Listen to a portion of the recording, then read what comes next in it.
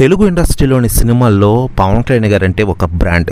నేడు రాజకీయాల్లో కూడా ఆ బ్రాండ్ని కొనసాగిస్తున్నారు పవర్ స్టార్ పవన్ కళ్యాణ్ గారు. జనసేన పార్టీ తరపున గత ఎన్నికల్లో అసెంబ్లీ ఎన్నికల్లో పోటీ చేసి అద్భుతంగా విజయం సాధించిన పవన్ కళ్యాణ్ గారు తద్వారా ఆంధ్రప్రదేశ్ రాష్ట్ర ఉప ముఖ్యమంత్రిగా రాణిస్తూ అనిపిస్తున్నారు. ముఖ్యంగా ఎన్డీఏ ప్రభుత్వంలో కీలక వ్యక్తిగా మారిపోయారు. ఢిల్లీ రాజకీయాల్లో కూడా రాణిస్తున్నారని చెప్పుకోవచ్చు.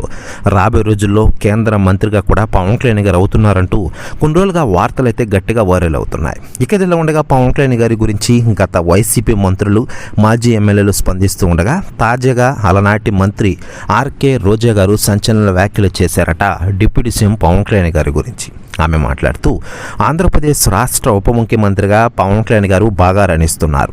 మా ప్రభుత్వం అధికారంలో ఉన్నప్పుడు పవన్ కళ్యాణ్ గారిని ఏదేదో మాటలు అన్నాం. అవన్నీ గత ప్రభుత్వ నాయకులు అనమంటే అన్నాం, అంతేగాని మనసులో నుంచి వచ్చిన మాటలు అయితే కాదు. దయచేసి నేను క్షమించండి అంటూ సంచలన వ్యాఖ్యలు చేశారట ఆర్కే రోజా గారు. ప్రశ్న వ్యాఖ్యలు వైరల్ అవుతున్నాయి టోటల్ ఆంధ్రప్రదేశ్ రాష్ట్ర రాజకీయాల్లో. మరోవైపు పవన్ కళ్యాణ్ గారి సినిమాల విషయానికి వస్తే ఇటీవలే తన కెరీర్లోనే మొట్టమొదటిసారిగా ఆయన ఒక పానిడే సినిమాతో మన ముందుకు వచ్చారు. ఆ సినిమా పేరు హరిహర వీరమల్లు.